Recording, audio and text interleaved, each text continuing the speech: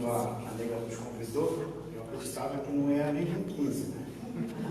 Então eu preparei um conteúdo para até meia-noite. Então já que veio muita gente, a gente pode até no dia seguinte.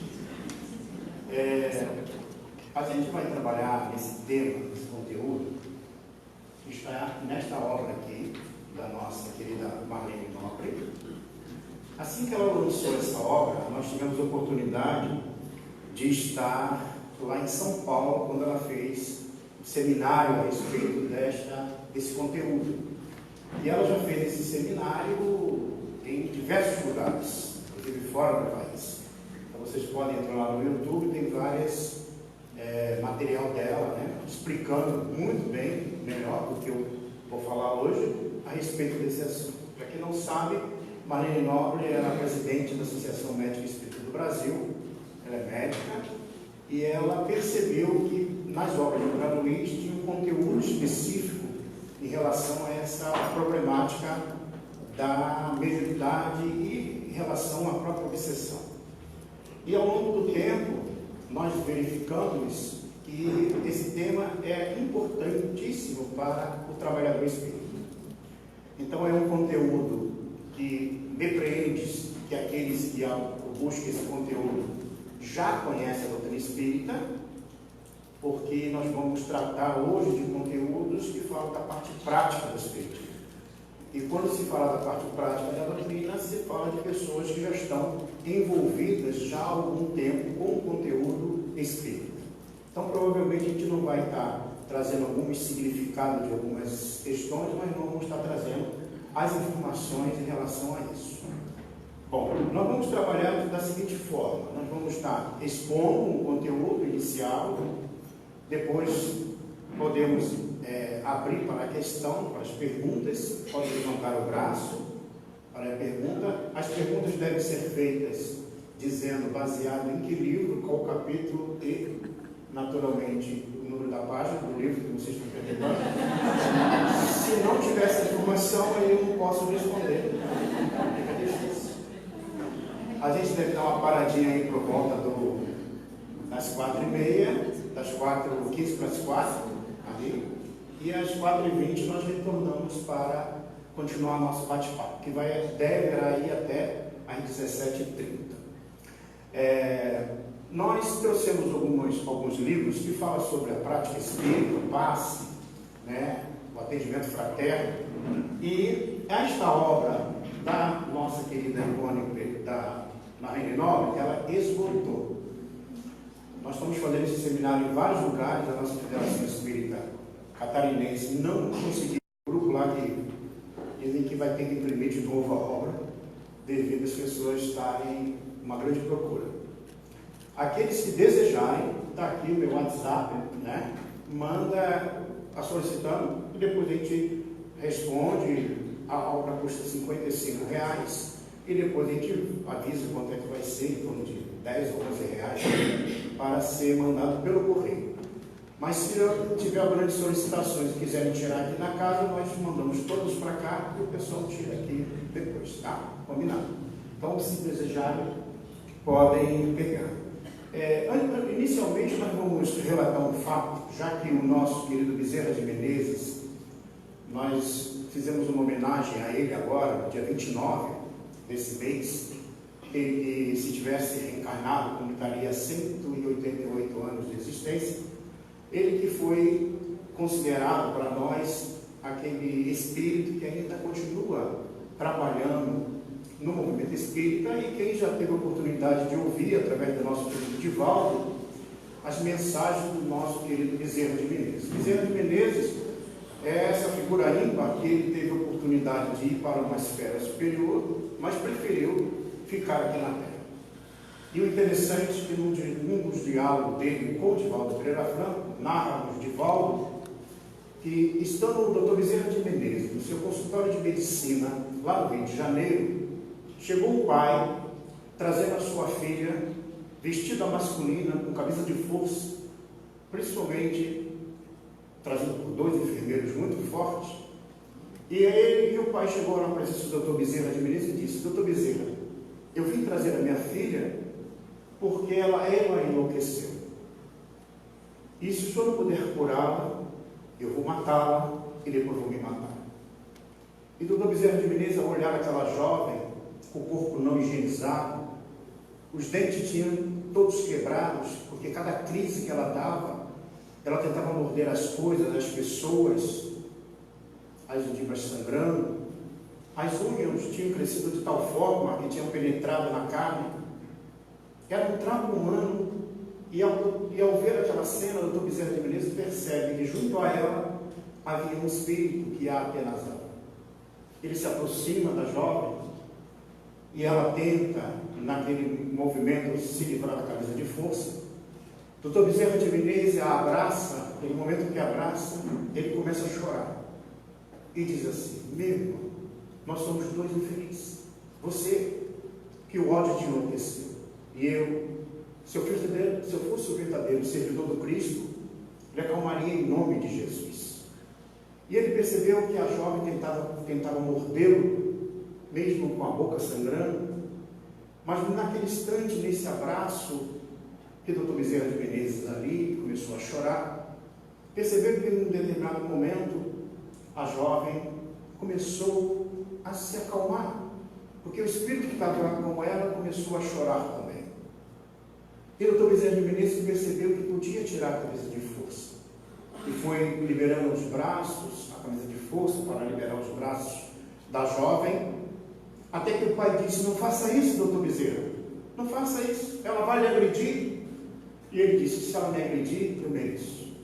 E naquele instante, ele liberou os braços da jovem, já esperando a bufetada, e o espírito que estava junto a ela se jogou aos pés do doutor Bezerra de Menezes e disse assim: velhinho bom, andei por todos os cantos, me chamaram de demônio, de Satanás, mas tu me chamaste de irmão. O que devo fazer, velhinho bom? E o doutor Bezerra de Menezes disse: tu deve ser feliz, meu filho. Mas se eu for feliz, ela também será feliz, que é minha esposa adulterina do passado, juntamente com ele, que hoje está na posição de seu pai. Mas além da vida, meu irmão, tu deves ser feliz. Diz o Espírito: eu vou deixá-la.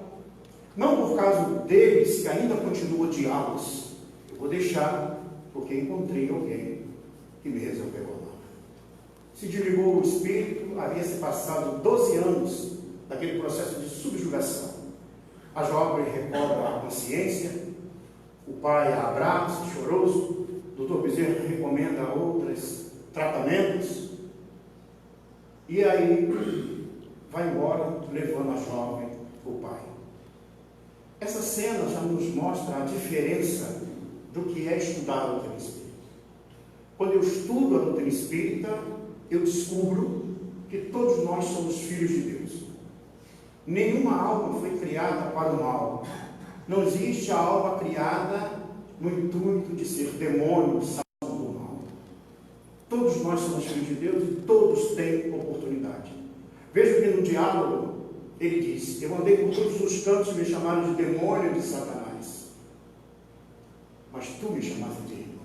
Esta é a diferença do tratamento espírita. Por isso que quando eu estudo a doutrina espírita, eu percebo, primeiro ponto, que nós somos filhos de Deus e todos têm a mesma oportunidade. O que precisamos é realmente vivenciar a prática do Evangelho de Jesus. E como a gente ainda não o vivencia, muitas das vezes queremos resolver as situações de uma forma muito contrária às leis de vida.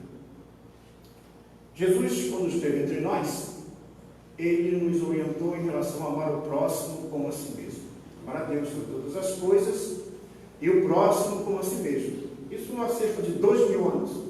Mas hoje ainda, quando vem essa slogan em nossa mente, que fala amar o próximo como a si mesmo, a gente para, pensa e fala assim: mas acho que Jesus errou, que tem uns aí que não dá para amar não. É terrível. Mas é esse ponto. Enquanto a gente não entender essa proposta do Cristo, ficará difícil. Então, no primeiro momento, nós vamos definir, trazer os conceitos a respeito da obsessão e as características possíveis. E depois nós vamos entrar especificamente falando a respeito da obsessão de natureza espírita, que a Marlene Nobre classifica em sua obra, que está intimamente ligado às obras de André Luiz. O primeiro momento que a gente precisa entender é sobre a obsessão. A obsessão e suas máscaras, que é o nosso conteúdo. O que é a obsessão? E aí os espíritos respondem. É uma ação prejudicial, insistente e dominadora de um espírito sobre o outro. Vejam que aqui na definição não quer dizer que é um espírito desencarnado, é um espírito sobre o outro. Pode ser encarnado, pode ser desencarnado, pode ser os dois desencarnados, pode ser os dois encarnados. É sobre uma inteligência, um ser inteligente sobre o outro ser inteligente. É praticada somente por espíritos inferiores. Isso é um conceito básico. Que alguém às vezes diz assim, Sidney, eu acho que eu estou sendo obsidiado pelo meu mentor espiritual. O mentor espiritual não obsidia ninguém. Não existe essa hipótese. Só obsidia que procura inspirar de uma forma dominadora o comportamento do outro são os espíritos considerados ainda inferiores. E é sempre uma influência nociva. Então, nosso anjo de guarda, nossos bons espíritos, nunca vai nos influenciar nocivamente. Pelo contrário, se estamos indo por um caminho não muito correto, ele deixa que a gente vá por aquele caminho, fica aguardando, aí quando dói um pouquinho, ele se volta, né? E aí ele acaba nos auxiliando. Então, sempre é assim. Então, não existe a hipótese de ter um obsessor, um anjo de guarda. Decorre sempre de uma imperfeição moral. Outro ponto que é fundamental. Só existe a obsessão, só existe a influência dos espíritos, só existe a interferência de um ser no nosso psiquismo, na nossa vida, nos trazendo transtornos emocionais, morais, devido à nossa imperfeição moral. Se não houvesse imperfeição moral, não haveria então as interferências. Então vejo que esses são pontos básicos da qual nós vamos estar sempre nos referindo, que é justamente sobre isso que acontece essa pandemia, vamos dizer assim, que está acontecendo na humanidade. As causas da obsessão. Tem duas causas básicas da obsessão. Causa e efeito, ou seja, a lei, né, do que nós fizemos do passado, compromisso, né, comprometimento de vidas passadas. Geralmente esses quadros são mais difíceis de serem trabalhados. A motivação, o desejo de vingança daquele que nos influencia e a afinidade moral. Geralmente essa afinidade moral que está ligada às imperfeições morais e, de uma certa forma, preferência e tendências viciosas do próprio indivíduo. Quando a gente ouve ou passa os canais da televisão e verifica, principalmente nas igrejas eletrônicas, aonde se mostra que os indivíduos tinham uma influência e através da prece, através do expulso o demônio, né? Eles ainda entendem assim. Na realidade, está se tratando deste tipo de influência. Tem um momento que você muda de espíritos da mesma natureza e naturalmente você consegue se manter mais feliz. Ou seja, no momento que eu tenho atitudes vulgares, pensamentos vulgares, conversas vulgares, atrai espíritos da mesma natureza. E quando eu tenho pensamentos salutares, conversas salutares, atitude voltada para o bem, eu entro em sintonia, eu atraio para perto de mim espíritos da mesma natureza.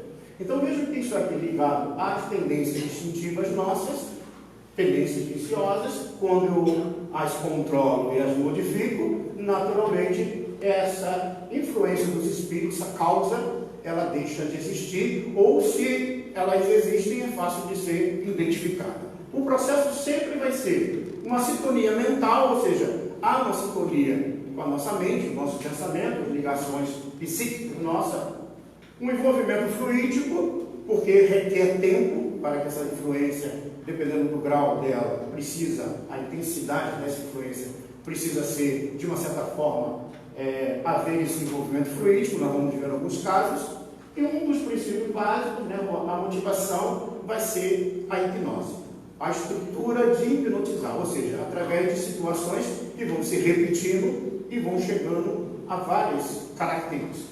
As formas da obsessão. Nós temos aí, por exemplo, a auto-obsessão, que são características individuais, que muitas vezes nós mesmos geramos para nós. A obsessão é sempre o produto de uma auto-obsessão, Então vejo que quando há uma alma que me influencia, porque de uma certa forma o meu estado mental, moral, é de uma certa forma desajustado. É como se eu estivesse sabotando a minha própria felicidade. E devido a essa atitude desajustada, eu atraio espíritos da mesma natureza ou, de uma certa forma, que se aproveitam dessa situação para aumentar aquela dificuldade. Por exemplo, existia uma senhora que ela reclamava de tudo. Tudo que acontecia, ela reclamava. Se chovia, ela reclamava. Fazia sol, ela reclamava. E teve um espírito que disse assim, ela é tão azarada que eu vou fazer ela ficar pior ainda. E aí, cada vez que ela fazia, ele estava lá. Porque ele percebia que aquilo fazia que ela ficasse pior ainda. Veja, muitas das vezes nós atraímos os espíritos de acordo com o nosso temperamento, nossa atitude, nosso comportamento. E muitas das vezes, logicamente, por exemplo, no carro, se eu estou acelerando o carro além da velocidade, do limite de velocidade, o obsessor está ali do lado. Isso, acelera. Né? Aí na hora que vai bater, ele pula e deixa você bater sozinho. Tá? A responsabilidade é tua, você que acelerou. Naturalmente, eu cedi. E eu cedo, talvez, a velocidade, eu cedo, às vezes, em casa, uma discussão, uma palavra não muito bem colocada, um palavrão, e as coisas vão aumentando. Então, vejo que à medida que eu vou cedendo, eu vou, num processo auto-obsessivo, eu vou também entrando em sintonia com essas almas que são irmãos nossos, que estão equivocados, também igual a nós. A diferença é que eles estão fora do corpo, ou, às vezes, estão no próprio corpo. Essa auto-obsessão é o desequilíbrio que tem início na mente do indivíduo encarnado. Então, geralmente, na nossa mente é que está o desequilíbrio. Então, vejo daqui, já podemos observar uma causa, e aonde nós temos que trabalhar para evitar que aconteça algo pior. Toda obsessão tem alicerce na reciprocidade. Ou seja, não existe a hipótese de eu estar sendo influenciado por um espírito de graça. Ou é o meu grau evolutivo, ou é a minha posição moral. É sempre quando acontece a influência, porque há uma reciprocidade, seja comportamental, moral, atitude, pensamento, ações nossas. Outro tipo de influência, encarnado para desencarnado, que muitas vezes acontece. Por exemplo, no caso de Pulse, muitas vezes aos entes queridos desencarnados. Um ente querido que partiu para o plano espiritual, um filho, uma mãe, um pai, muitas das vezes que ficaram aqui não conseguem se desligar. Há formação, por exemplo, em relação a esse desencarne, que pode acontecer. E acontece também dos encarnados para desencarnado, quando o sentimento que domina o encarnado é de ódio. Aquela reação, que muitas vezes o desencarnado tem. Ou seja, alguém que me fez mal, que me tirou a vida, ou de uma certa forma prejudicou a minha família, e se eu prejudiquei ele, e ele partiu para o plano espiritual, ele continua ligado. Por exemplo, o caso de aborto. Muitas das vezes os casos de aborto, aquele espírito que de uma certa forma estava programado para reencarnar naquela família, naquele grupo, ele pode se revoltar, porque ao tomar consciência da impossibilidade da reencarnação, ele se revolta muitas das vezes. E aí fica na psicosfera da família, do grupo familiar, dos indivíduos que fez que aquela situação ocorresse. E aí entraríamos em várias situações do aborto, mas especificamente algumas dificuldades, por isso que gera muitas vezes esse ódio. Existe também de encarnado para encarnado. A capacidade de dominar mentalmente aquele que ele elege a vítima. Hoje nós temos alguns quadros na sociedade muito difíceis, principalmente para os espíritos que reencarnaram na estrutura psíquica masculina, porque no passado, naquele pensamento de dominação, hoje, quando se tem uma relação onde o outro não deseja mais continuar, geralmente toma-se uma atitude violenta. E muitas das vezes esse estágio aqui de encarnado para encarnado, isso ocorre costumeiramente nos laços familiares. Sim. E qual o tratamento para encarnado e encarnado? Os dois fazem terapia. Mas, o homem de preferência. Mas não de mãe para filha, de filha para mãe. Entender que ninguém é posse de ninguém.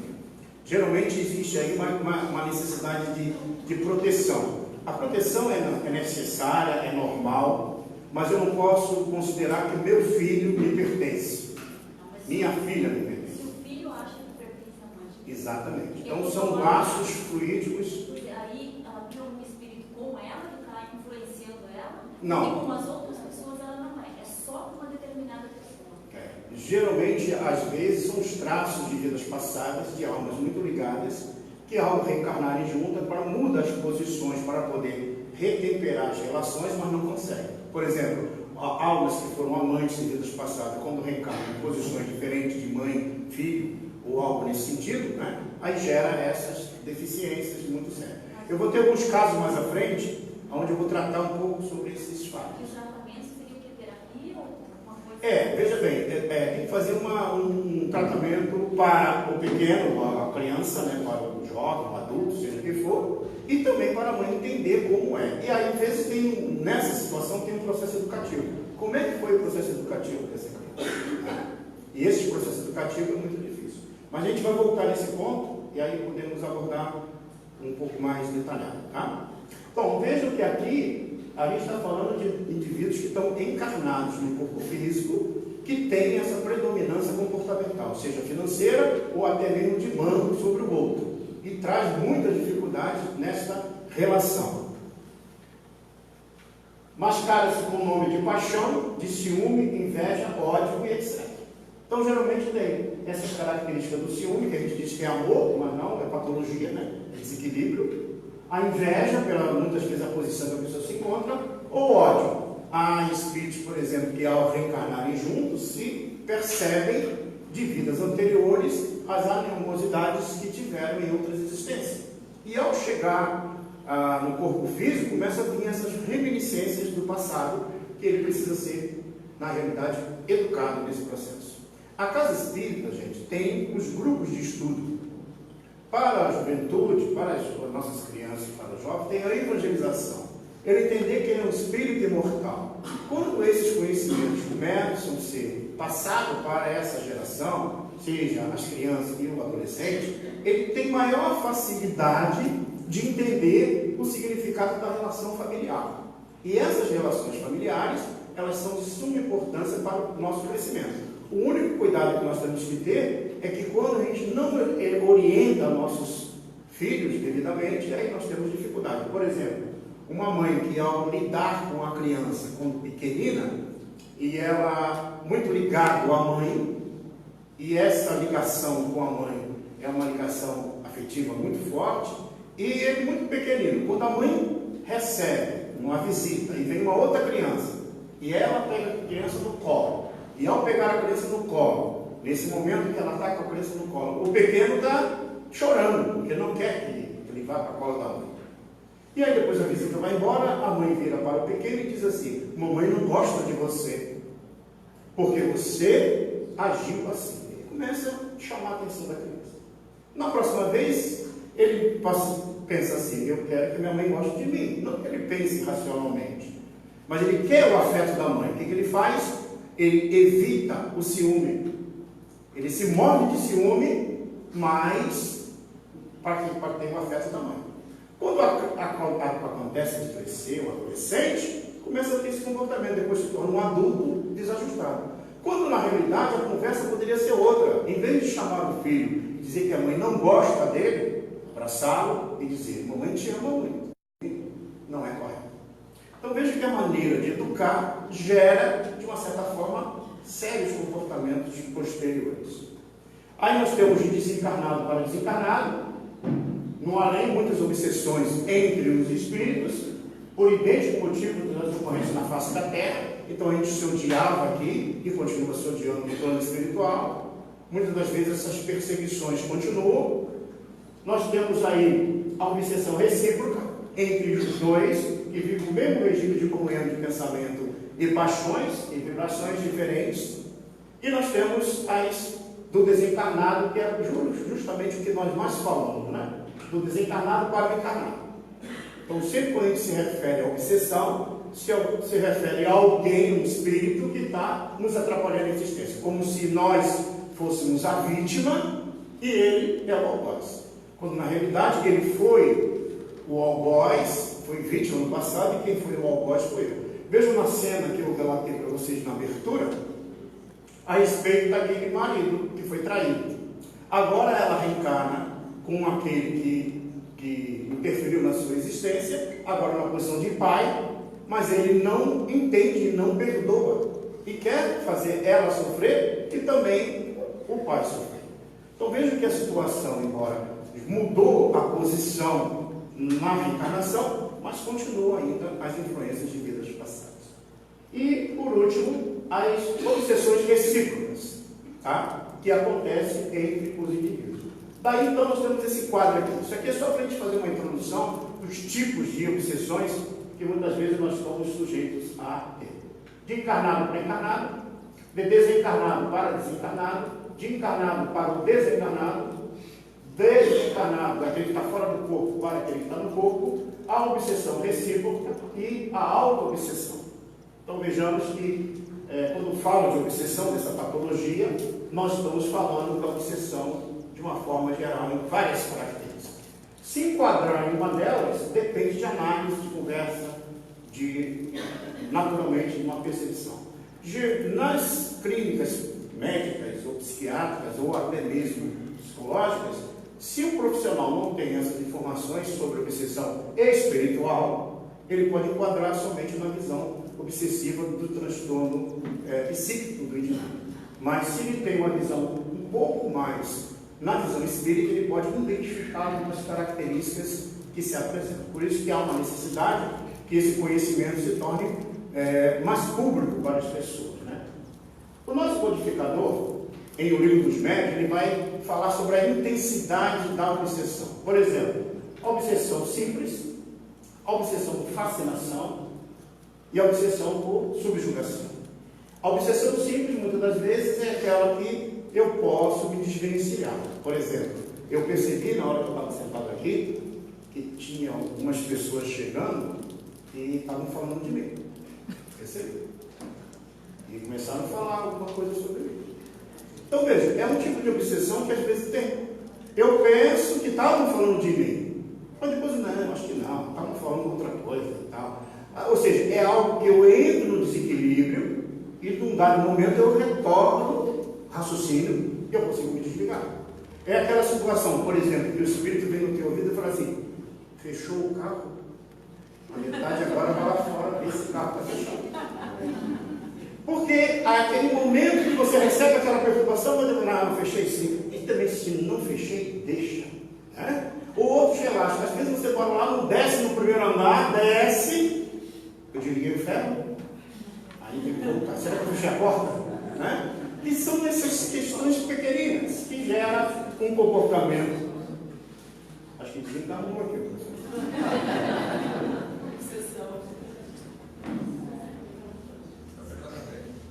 E agora não voltando. Qualquer tecla. Qualquer tecla. Qualquer tecla. Estou mexendo em todos.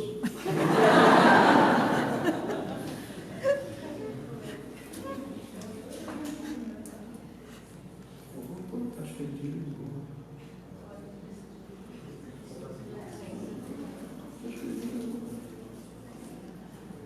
Bom, mas vou continuar aqui. Ele vai tentar achar ali o obsessão do computador. Então, a obsessão simples, ela vai ter essa característica. Então, geralmente, eu consigo detectar a dificuldade. E ao perceber essa dificuldade, o que eu faço? Eu raciocino e falo: não era isso não. Aí eu mudo minha atitude. E a obsessão por fascinação é aquela que é um quadro mais psicótico. Eu tinha certeza que estão falando. Aí começa já a imaginar alguma coisa que eu posso fazer com aqueles que estavam falando de mim. Ou seja, o quadro é um pouco pior. Esse quadro psicótico, eu começo a ter muitas dificuldades justamente para poder voltar ao meu estado. Geralmente a fascinação, eu começo a achar que eu sou melhor do que todo mundo, né? Dentro de casa eu sou o único que sabe tudo, dentro da família, no ambiente de trabalho, alguma coisa parecida. E a obsessão por subjugação é aquela em que o indivíduo perde a vontade, a sua vontade. Ele age constrito por uma outra entidade, por um outro pensamento. Então veja que a intensidade da obsessão vai depender do grau dessa complexidade que existe entre aquele que influencia e aquele que está sendo influenciado. Então veja, se eu tenho uma influência de espírito, como eu narrei no início, de uma problemática do passado que ele queria se vingar, ele se utiliza psiquicamente da jovem porque ela atende aos componentes comportamentais, morais, do desequilíbrio, do desequilíbrio que ela tinha, e aí o que acontece? Essas dificuldades que ela vai apresentar, ele consegue, através da hipnose, dominar a sua vontade e fazer que ela haja do jeito que ele determina. Então esse processo de subjugação, ele é muito sério. Nós temos então a obsessão simples, como eu já falei, a obsessão por fascinação e a obsessão por subjugação. E a obsessão simples, então, é uma influência sem domínio da personalidade, interferência momentânea no senso crítico e no discernimento, ou seja, eu começo a raciocinar, eu volto ao estado normal. Narra Divaldo Franco que certa feita duas companheiras na Mansão do Caminho estavam discutindo. E uma falava uma coisa, a outra respondia algo. E ele foi se aproximando e percebeu que tinha um espírito brincalhão. Ele ia no ouvido de uma e dizia, fala isso para ela. Aí ela falava. Ele corria no ouvido da outra, responde isso. Ela respondia. Quando ele chegou próximo, o espírito percebeu, o Divaldo veio, o espírito percebeu que ele foi identificado por Divaldo, ele virou para o Divaldo, fica quieto, estou brincando. E aí ele continuou. Aí o Divaldo virou para as companhias e disse assim, sabia que vocês estão sendo joguetes de um espírito brincalhão? Naquele instante, elas começaram o senso crítico, a raciocinar no que estavam falando. Ao fazer isso, o espírito tentou. Numa, não conseguiu mais, porque o campo mental foi bloqueado. Foi na outra, tentou, não conseguiu. Virou para o Divaldo e disse, não quero brincar mais não, foi embora. Então veja que essa obsessão simples é fácil de se livrar dela, desde que você faça uma prece, faça uma boa leitura, mude o teu pensamento, pense em uma coisa positiva, haja diferente, não fala aquilo que às vezes dá vontade de falar, e aí você pode evitar muitas dificuldades. Pode acontecer de forma involuntária, a troca de fluidos entre desencarnado e o encarnado pode transmitir doenças ou causas, né, da desencarnação. Pode ser um quadro onde pode ir aumentando. Veja, a intensidade ela vai aumentando e se tornando mais complexa. Obsessão de fascinação é uma ilusão produzida pela ação direta do espírito sobre o pensamento do médium. E aí o médium, todo aquele que recebe os espíritos de influência qualquer, só por esse motivo é médium. Só que o médium ostensivo é aquele que desenvolve a mediunidade na casa espírita. E nós somos médiuns geralmente ocultos, recebemos a influência dos espíritos. Pode paralisar o raciocínio do indivíduo que não aceita estar sendo enganado. Situações ridículas e perigosas acontecem e o obsessor tem a arte de dissimulação. Geralmente, se é médium na casa espírita, o que acontece? Ele recebe uma comunicação e aí vira para o grupo e diz assim, olha, eu recebi uma mensagem hoje de psicografia, eu acho que eu vou psicografar mais do que Chico Xavier. Tem uma missão. E aí o grupo diz, não, calma, essa mensagem não é para... Não, eu quero publicar já no jornal. Não, calma, não publica. E aí a pessoa já está louca para publicar, já quer botar no Face, Instagram, essas coisas todas, né? Para o povo ver a mensagem. Mas não para analisar o conteúdo, simplesmente ele acha. E aí o obsessor que fez ele ter aquela mensagem, dá mais umas 5 ou 6, e fala para ele assim, você está no lugar errado. Esse lugar aí não é bom para você. Vai para casa, que nós vamos te assistir, nós somos teu anjo de guarda. Nós vamos te assistir. E ele fica psicografando a noite toda. Aí escreve os livros, manda encadernar muito bem, encadernar, com uma capa bem bonita, né? Produz uma quantidade imensa e começa a vender. Compre e ficam lendo. Acho uma coisa maravilhosa. Olha aqui que o Espírito está dizendo, ó, saiu para fumar um cigarrinho, né? Fez sexo, aí o povo adora. Aí as histórias é pior do que a da Agatha Christie ou Sidney, que ele relata sem nenhum critério. Quando na realidade ele deveria ter critério em relação a isso. Então a obsessão por fascinação, o objetivo do obsessor tira ele do meio onde pode haver crítica e faz que ele então se isole. Geralmente quando acontecem esses fatos, a pessoa tem um processo obsessivo muito grave. Por isso que o meio, a convivência entre os indivíduos, ela é de suma importância, né? E traz alguns quadros muito difíceis para a vida. A obsessão por subjugação, o domínio moral, domínio sobre as ideias e comportamento moral, então começa a dominar o indivíduo. Alteração quase sempre completa do senso crítico e do discernimento do obsidiado. Então, senso crítico, análise crítica nossa, ela fica prejudicada. E a dominação corporal, que é como se fosse a possessão, né? Que na realidade não é, porque não existe a hipótese de um espírito ocupar o corpo do outro. Por exemplo, tem aquele filme que de vez em quando passa, que o pessoal fala assim, é um filme espírita. E eu falo, mas qual? Não, aquele que o homem desencarna, morre, e depois ele reencarna no cachorro.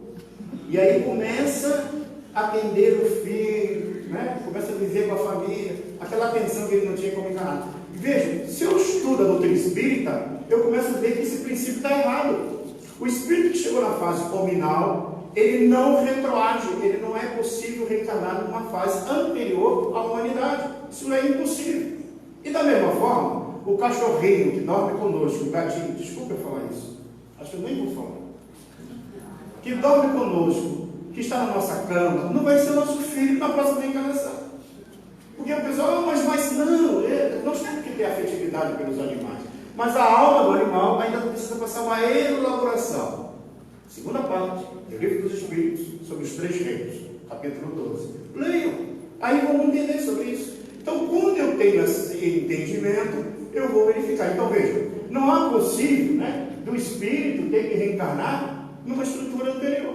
Pelo contrário, ele pode estacionar, mas tem sempre que progredir.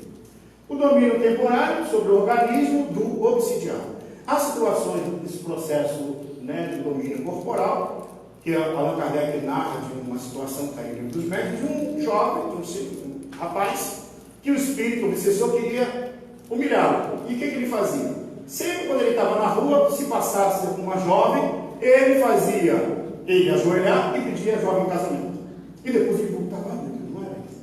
E sempre ele fazia essa situação. Por quê? Porque o espírito queria realmente fazer que ele sofresse em relação àquilo ali. Então veja que aqui nós temos no Livro dos Médiuns, capítulo 23, essas definições.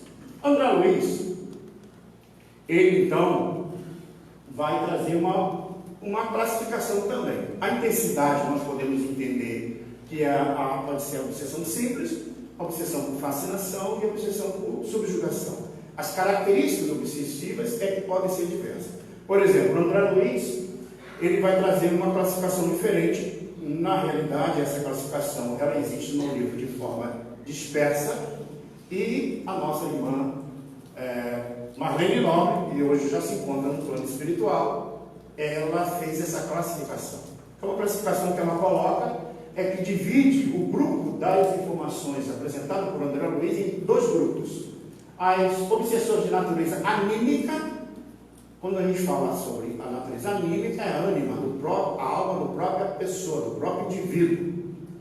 Tá? Então, quando eu falo sobre animismo, eu estou falando algo que é produzido pela própria pessoa, sem interferência de uma outra entidade, de um espírito ou um ser inteligente.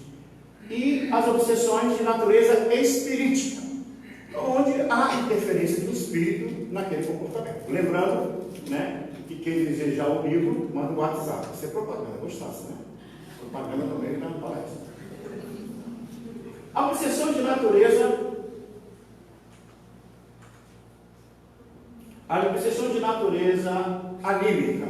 Nós temos aí de efeitos inteligentes. Aí nós temos a obsessão telepática, a auto-obsessão, nós temos a obsessão partilhada, são os parceiros, né, no vício, geralmente que ocorre, e de efeitos físicos, que aí nós temos os fenômenos de poltergeist, como o movimento de objetos que acontece, que são as 2 características da obsessão anímica. E as obsessões de natureza espirítica, elas podem ser simbiose em graus diversos, parasitose mental, infecções fluídicas, fixação mental, patologias do perispírito, parasitas ovoides, deformações zootropia, é a licantropia, o fenômeno que acontece com as almas o perispírito, né? ter a deformidade, perder a sua característica humana por uma indução hipnótica, e o vampirismo com repercussão orgânica. E a sintonia, né? A hipnose em graus diversos, ela pode ser de fascinação, canalização de dominação telepática, pode ser obsessão oculta, pode ser obsessão durante o sono físico e pode ser obsessão coletiva. Bom, se até o final do nosso encontro não houver nenhuma obsessão coletiva, né, nós vamos poder falar de todas elas e dar exemplo de todas elas. Então, vocês daí já dá para perceber que, por mais que a gente estude sobre obsessão na casa espírita, esses elementos, muitas das vezes, a gente ainda não abordou, a gente ainda não analisou. E quando a gente analisa, a gente vai ver que é mais complexo. Então, por exemplo, a casa espírita hoje tem uma área terapêutica, que é o atendimento fraterno. Então, os indivíduos, as pessoas que trabalham no atendimento fraterno, além de conhecer toda a dinâmica, né, como nós temos alguns livros ali sobre atendimento espiritual na casa espírita, também precisa conhecer sobre a obsessão, para entender muitas das vezes o comportamento que as pessoas apresentam. E quando nós estudamos isso, a gente pode até nos achar aí em alguns comportamentos desses, mas não é para ficar com medo, não. É só para a gente identificar. Eu vou mostrar para vocês algumas imagens do projeto Imagem, onde tem essas referências com as obras de André Luiz. Por exemplo, as obsessões, então, de natureza anímica. Nós temos, então, essas características aqui, só para relembrar, são os pontos, né? Essas obsessões, ela tem essas características básicas. A própria inteligência encarnada, o próprio ser, comanda manifestações ou delas participando com diligência, numa demonstração de que o corpo espiritual pode, efetivamente, desdobrar-se e atuar com os seus recursos e implementos característicos, como consciência, pensante e organizadora fora do corpo físico. Nos diz Marlene Nobre a respeito disso.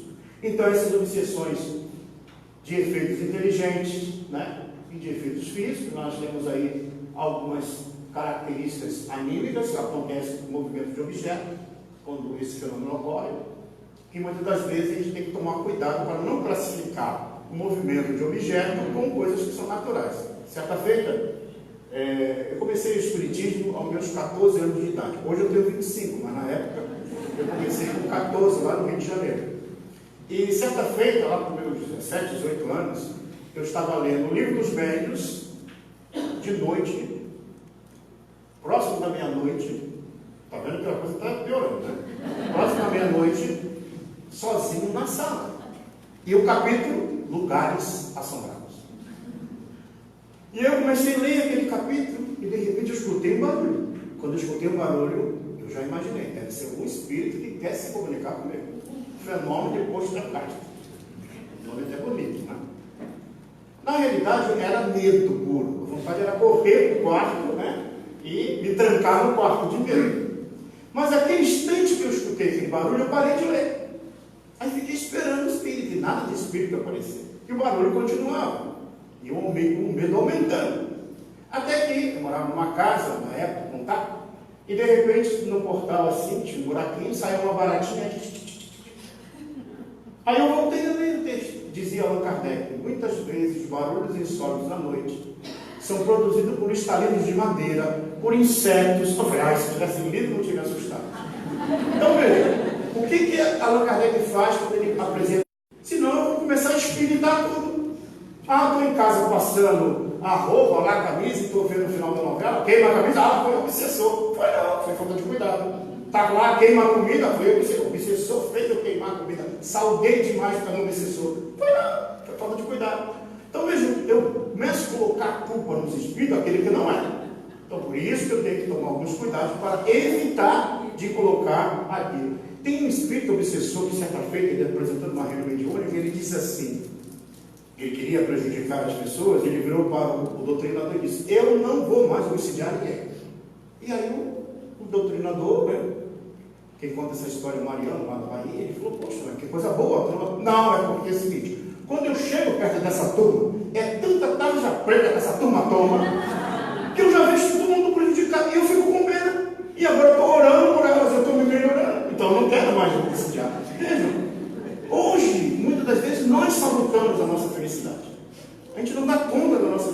a gente cria dificuldade, principalmente naquele negocinho que a gente fica lá, né? Passando o dedinho assim. Fica o dia inteiro passando o dedinho, se deixar, fica. E vai chegar no plano espiritual assim. Só que no plano espiritual não tem vivo, tim, nada disso, não vai pegar nada. Na internet lá não pega. Né? Então, mesmo, muitas das vezes sou eu. Então, esses fenômenos eu tenho que cuidar. Então, esses de efeitos, né, telepático, auto-obsessão, fixação mental, possessão partilhada, né, eles acontecem. Alguns exemplos. Por exemplo, se você pegar lá o livro, né, do André Luiz, que vai tratar desse assunto, que é entre a terra e o céu, ele vai dizer lá, obsessão entre encarnados. Almas é a influenciação de almas encarnadas entre si, que às vezes alcança o clima de perigosa obsessão. Surge com frequência nos antagonismos da família, então dentro da família. Lembra da história dos ouvidos lá? Nos domínios da mediunidade? Desculpe, eu falei o nome do livro errado. Está aqui, ó. Olha só a história relatada. É mais detalhes, só aqui um ponto só. Jovino permanece sobre a imperiosa dominação telepática a quem se rendeu facilmente. Então ele é casado e tem uma relação extraconjugal, mas telepaticamente ele está ligado à amante. E como ele está ligado ao amante, ele, de uma certa forma, projeta essa imagem à frente dele. Então é uma dominação telepática. Vejam, ela está encarnada também. E aí, considerando-se que o marido e a mulher respiram em regime de influência mútua, então se ele está dentro do lar, e todos que estão dentro do lar se alimentam daquele comportamento psíquico, de atitude, se alimentam não só materialmente, mas psiquicamente, dentro daquela estrutura do lar, qualquer um que tiver uma interferência externa, ele vai influenciar o ambiente, ele vai trazer dificuldade para o ambiente. E aí o que acontece? Essa atuação envolve também a mulher atingindo-a de forma lastimável. E aí ela então está preparada lá para fazer o culto do Evangelho no lar, convida o esposo, porque ela frequenta o centro espírita, e ele diz que tem um compromisso. E quando ele sai para o compromisso, depois de ele ter jantado, né, ele se arruma todo, sai, e ela fica imaginando assim, sei, compromisso. Quando ela faz isso, ela telepaticamente ela se liga àquela imagem, àquela ideoplastia criada ali dentro do próprio ambiente do lar. E ela então começa a fazer como se houvesse uma guerra mental com a outra, que também há uma projeção mental, já que a outra também direcionava os pensamentos para aquela família. Veja aqui, ó, não tem nenhum espírito desencarnado, é apenas a pessoa encarnada, a outra também reencarnada, e uma ligação telepática, é um processo anímico, né? Que é o caso de Jovina, Dianésia e Jovina.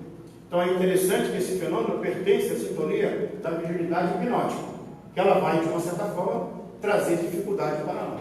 Então veja, essa situação aqui precisa o quê? Ser atendida. O mundo espiritual tenta ajudá-la e faz que ela então receba as ajudas. Ela tem uma mãe que está doente no próprio lar, e ela então depois, junto com a filha, vai fazer o culto do Evangelho. O mundo espiritual consegue. Quando ela vai deitar, o mundo espiritual faz que ela saia do corpo e ela então vá ao local onde ele está com uma outra. Veja que é uma situação que muitas vezes acontece nos lares. Hoje, não só do parte do homem, como também da parte das mulheres. Então veja, há um desequilíbrio que a gente telepático que vai aumentando o grau. E quando um dos parceiros descobre isso, o grau às vezes chega tão desequilibrante que chega a estados de feminicídios ou situações diversas que estão acontecendo, ou até pela violência, quando o outro parceiro não deseja mais, sabendo que aquele que está tendo atitude agressiva, ele está com um comportamento desajustado, mas se acha no direito de fazer e o outro não. E aquela pessoa, geralmente a mulher, quando quer se separar, o indivíduo não entende que isso pode acontecer, que deve acontecer, que ela tem o mesmo direito que eu tenho. Isso é um ponto horrível. Por isso que a humanidade, nós, principalmente os homens, precisamos atualizar o nosso HD, né? Que a gente não tem poder sobre ninguém, pelo contrário, dá liberdade às pessoas, porque o desejo não ter liberdade, dá liberdade às pessoas. E então é um processo gravíssimo, né, na área. Nós vemos aí alguns espíritos junto ao lar, devido ao processo, e o mundo espiritual também atuando para ajudar essa mãe. Auto-obsessão. Aí nós temos o processo da auto-obsessão. Nas ideias exteriorizadas, criam imagens tão vivas quanto desejamos. A ideia, né, a monoideia, a ideia é um ser organizado por um espírito a que o pensamento dá forma, a qual a vontade imprime movimento e direção. O encarnado pode, assim ser, percebido por si mesmo, devido às suas próprias criações mentais. Então, nós podemos criar situações mentais e ser percebido por elas mesmas. Tem um caso, por exemplo, do escritor, que ele escrevia, e quando ele foi para o plano espiritual, aquelas imagens do livro, do conteúdo que ele escreveu, o perseguiam. Eram projeções mentais. Era como se fossem fenômenos ideoplásticos que ele cria através do processo mental. Muitas das vezes a alma, ele se encontra no plano espiritual com muita dificuldade. Por isso que a gente tem que ter muito cuidado com o que a gente escreve. Não é só o autor de livro. Às vezes a gente escreve criticando A, B, C. Quando eu faço isso, eu entro na sintonia. Se eu vejo alguém fazendo algo mal e comento, para aumentar mais o mal ainda, eu entro naquela sintonia. E muitas das vezes começa a minha economia moral sendo alterada pelas essas vibrações que eu, de uma certa forma, me alimento. Tem um caso aqui do investigador de polícia, que está no livro Libertação, que ele, quando era policial na Terra, ao prender algumas pessoas, inclusive alguns inocentes, ele torturava. E quando chegou na fase, justamente, que ele se aposenta, já na fase um pouco mais, já na terceira idade, né? Ele começa então a ter essas visões psicóticas em relação às cenas, os atos que ele cometeu. Além disso, aqueles que foram desencarnados começaram então a influenciá-lo também. Então ele via as imagens. Veja que é um processo auto-obsessivo, mas gerado por quê? Por um comportamento desajustado. Então veja que sempre tem um comportamento anterior na qual eu me complaço. Seja, diz o próprio André Luiz no livro Conduta Espírita, que nós sonhamos mais acordados do que dormindo. Então a gente fica sonhando, né? Querem dizer com quem tu andas, diga o que tu pensas. Então, geralmente, isso é um ponto fundamental para a gente entender alguns mecanismos. Todos nós, sem exceção, temos um processo psíquico, emocional, moral, herdado através de várias existências, na qual nós nos fixamos, todos, sem exceção. Então, eu me fixo mais. Então, se alguém quiser identificar, pare e comece a perceber. Quando você não está fazendo nada, para onde o teu pensamento canaliza. Geralmente, nós temos sempre um ponto aonde aquilo é mais favorável. Seja comportamento de natureza, né? Tem alguns que só imaginam, por exemplo, quem imaginou o lanche aí, por exemplo? Então, tem uns que imaginam, né? Poxa, que hora que vai ser o lanche, né? É muito tarde o lanche. E tem outros que imaginam a estrutura do comportamento sexual, outras de violência, de poder, de dinheiro, de desequilíbrio. Então, esses fatores psíquicos, isso vibra em nós. E os obsessores ficam só analisando. Ela gosta de falar mal da vida alheia. Né? E em toda a circunstância dos espíritos que se aproximam daquela pessoa, vão trazer aquelas informações ou aquelas características. Ele gosta muito dessas áreas do comportamento desajustado, sexualmente desajustado. Vai trazer formas de pensamento ou situações diversas para aquela situação. Ele tem características para o comportamento da pedofilia. Está lá no livro Loucura e Obsessão de Manuel Fernandes, Sexo e Obsessão de Manuel Fernandes Miranda. Tinha um padre que em vidas passadas ele tinha um comportamento desajustado na área sexual, mas mesmo assim ele com as crianças. Mas na mente dele era encharcada. Os espíritos tiravam ele do corpo, levavam numa região do plano espiritual e ele via cenas de sexo com espíritos com estruturas anantes, e ele imaginava ser criança. Quando ele voltava para o corpo, ele tinha essas sensações. E interessante que o mundo espiritual, para intervir e fazer, modificar aquela situação, com alguns pais denunciaram, e ele foi levado daquela estrutura onde ele estava inserido para uma outra estrutura, né, onde havia um hospital, onde tinha crianças, principalmente com os corpos em processos de grandes dificuldades, defeitos fisiológicos. Como acontece, por exemplo, lá no Vicente Moretti, no Rio de Janeiro, crianças com malformações congênitas. Nós tivemos a oportunidade de conhecer algumas, crianças, indivíduos pequeninos, né, que hoje já tem quase 30 anos, num corpo deitado num berço, a cabeça normal de um homem e o corpo pequenino de uma criança, não desenvolve. E ele faz tudo ali na cama. Então esse senhor foi levado, então, foi transferido para trabalhar num hospital com essa característica. Por quê?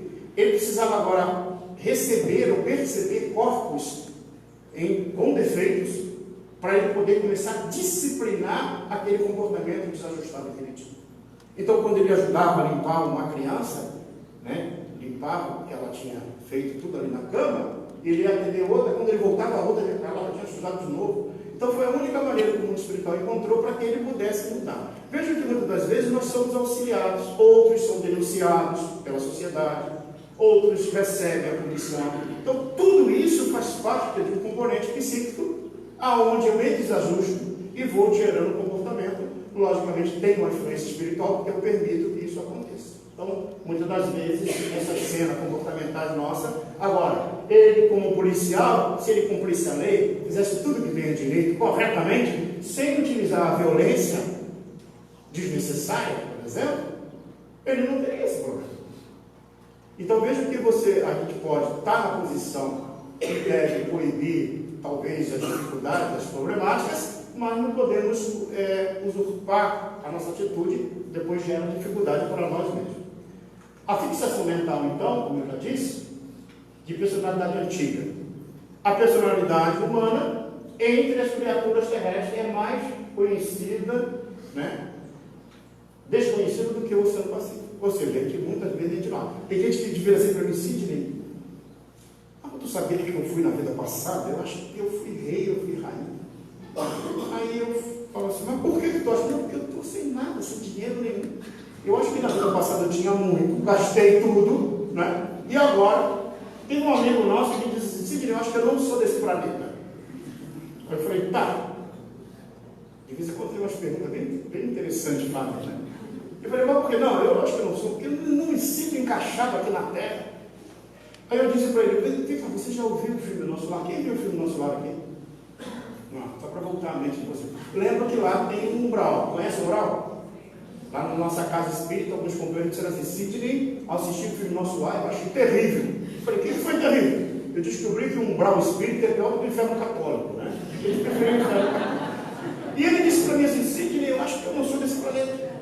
Eu falei, mas por que eu acho que tu não é desse planeta? Não. Eu falei, só para eu te lembrar, lá no umbral tem uma região lá chamada ilusório. Ele cria a ilusão que você quiser.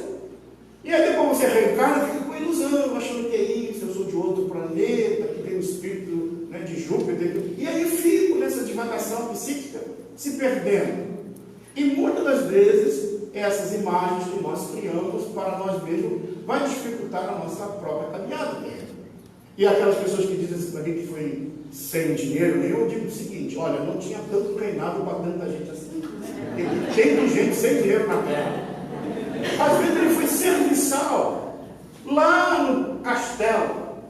A turma da França aí, levanta a mão, que já reencarnou lá. Às vezes foi lá, né, Versalhes, aquela coisa linda, né? Então fica, aí vem para cá, reencarna no Brasil, gente, 2 milhões de franceses reencarnaram aqui no Brasil. São Luís pediu. Estava tudo na psicosfera da França, depois da Revolução Francesa, da noite de São Bartolomeu, lembra disso? Ninguém lembra, né? Esse pedaço ninguém lembra. E aí o que acontece? Reencarnar aqui e fica imaginando como era serviçal e começa a se perder. Então essas imagens cristalizadas faz as pessoas acharem que ainda estão lá. Esse é um processo obsessivo difícil, porque ela é anímica do próprio indivíduo, que ele fica, né? Influência do nosso passado, reflexo condicionado, na área da sensualidade, da criminalidade, disso. Ainda mais quando alguém vai nesses médios de ponto de ônibus. Você conhece o médio de ponto de ônibus? Ele olha para você e diz assim, está carregado, eu estou vendo 10. E aí tu vai lá fazer consulta. Aí o médico diz assim, na vida passada, você foi meritorious. Você foi isso, você foi... Aí a pessoa acredita. E ao acreditar, começa a achar que na vida dela, ela foi alguma coisa assim. Tu matou muito na vida passada. Tu tinha vez, tu roubava, tu tinha isso, tinha aquilo. Gente, na vida passada só tinha coisa ruim, tá? Dificilmente é coisa boa. E aí a pessoa acredita. Veja, o fato de eu ter uma informação dita, que pode dizer que é espiritual, ela tem que ser checada. Não é assim que acontece os fenômenos. Então, como eu não estudo a doutrina espírita, aí eu vou em qualquer lugar. Aí eu vou em qualquer lugar, os médicos que não estudam a doutrina espírita, o que eles fazem? Falam qualquer coisa que vem na cabeça.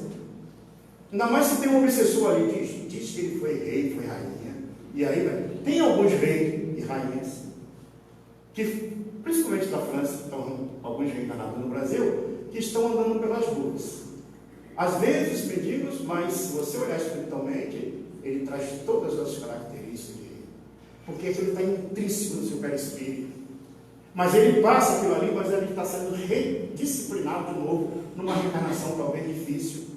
Alguns nasceu lá naquela região de Uberaba, o pênfico selvagem, aquela doença do corpo físico. Alguns estão sentados no túmulo lá, ai meu Deus, eu não vi. Vai lá no Père Lachaise, o pessoal adora ir lá no Père Lachaise, no Montmartre lá, chega lá, está lá aqueles mausoléus dos reis, tem alguns que estão sentados lá. E aí, quando é que a gente vai sair daqui? Ele não sabe. O que eu quero dizer? Que muitas vezes essas imagens cristalizadas, eu mergulho no corpo físico para agora retemperá-las, não é para ampliá-las, não é para aumentar, não é para que eu caia no desequilíbrio, é para que eu entenda que o amortecimento fisiológico vai fazer que eu modifique a maneira de eu entender. E essa minha personalidade, ela precisa ser agora reestruturada novamente, o comportamento. Então, personalidade antiga, exteriorização de personalidade antiga do mesmo espírito. Então, ou seja, é algo que eu já vivi e exteriorizo agora. E muitos médiuns analisam como se fosse um processo obsessivo de um outro espírito que ficam criando uma imagem. Na realidade, é a própria pessoa que cria. Então, vejo que a fixação mental, anímica, ela é muito séria, porque nós podemos levar a situações muito diversas. Nós temos um outro caso aqui, nos domínios da mediunidade, da senhora X, a personalidade emergente. A história supostamente exótica procede dela mesma. Vejam, é ela mesma. Como ela está no centro espírita, se não estudam, dizem que foi o espírito. Resultado de uma experiência dolorosa em uma cidade da Europa no século passado. Mobilizou tanta força do seu mundo emotivo a ponto de cristalizar a mente e superar o choque biológico do renascimento. Então veja, esse choque, e aí se liga ao corpo físico, é para haver um véu de esquecimento. Mas ficou cristalizado nela e ela voltou. Então, quando termina a sessão espírita, ela começa a falar que ele está me perseguindo. E não tinha ninguém perseguindo ela. Como se ela estivesse dando uma comunicação. Veja como é complexo o processo. Por isso que o trabalhador espírita, ao estudar, ele tem que entender que às vezes as pessoas, numa palestra pública, num momento qualquer, ela entra num estado desse, num surto psicótico, de colocar para fora, como uma catarse, mas como se fosse espírito, e não é. Ah, Cid, mas como é que eu atendo? Do mesmo jeito como você atendesse espírito. Conversando, orientando, com amor, bondade, para auxiliar. Possessão partilhada. Geralmente, nos lugares onde nós vamos, os encarnados e desencarnados, duas peças conscientes reunidas em sistema irrepressível de compensação mútua. Então há uma troca aqui, essa ligação. E aí, André Luiz, esse homem lá no Rio de Janeiro, não era onde eu morava não, em outro local, lá no Flamengo, e aí, veja, ele está em casa, sentado, e tem dois espíritos dentro da casa dele, na sala. E um espírito tem vontade de beber alguma coisa, só que o espírito não vai lá pegar a copa, não consegue, e beber. Ele precisa do encarnado para fazer. E ele vai lá, sugere o encarnado, mexe um pouquinho aqui na traqueia dele, para ele ter vontade de beber algo, e ele vai lá, prepara uma dose de uísque. Na hora que ele vai beber, o espírito se acopla nele, como se fosse um processo mediúnico, e sorve a bebida com ele. Quando esse fenômeno ocorre, o outro também vira para ele, também quer beber, e vai lá e bebe. E André Luiz, observando a cena, ele diz o seguinte: esse processo é um processo de subjugação, de fascinação. Aí os espíritos dizem, é uma obsessão simples. Porque ele poderia, o Nogueira, poderia não beber. Poderia nem ter, né, o barzinho em casa. Então, se eu não tenho a probabilidade de possuir aquele barzinho, já não tenho a tendência. Se eu não tenho a tendência, eu cuido. E aí ele fala assim, ele poderia simplesmente decidir não fazer. Então, veja, a obsessão simples é essa possibilidade que eu tenho. E às vezes, quando eu cedo, aí ela vai se tornando mais complexa. Eu cedo hoje a primeira, a segunda, e vai aumentando o quadro. Tá? Aqui, então, nós estamos vendo aí as obsessões do quadro anímicos, do próprio indivíduo. Ele poderia evitar, ele poderia agir diferente. Ok? Alguma dúvida? Alguma pergunta? Nesses casos de uso do álcool ali, né, nesse último exemplo que o senhor deu, no desenvolvimento da dependência química, do alcoolismo, chegar ao ponto de uma tentativa de suicídio, aqueles casos gravíssimos de internação em instituto psiquiátrico e tal, Sim. ainda assim é uma obsessão simples?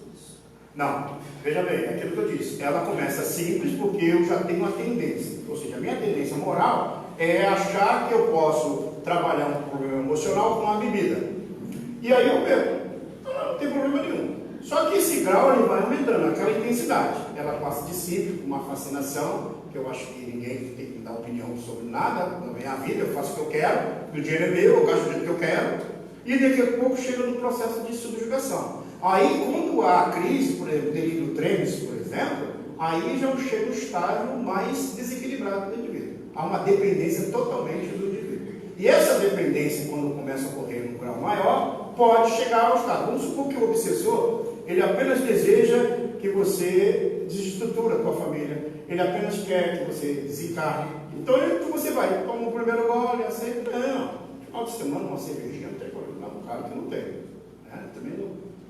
Assim, agora tem que jogar tudo fora. É bom, mas se ele não quiser jogar. Mas o que acontece? Vai aumentando até que ele chega num ponto que começa a te dominar. Tá? E esse domínio é muito sério. Eu vou falar de um caso pessoal. Eu tenho 2 irmãos que foram muito ligados à bebida. Inclusive um deles desencarnou semana passada.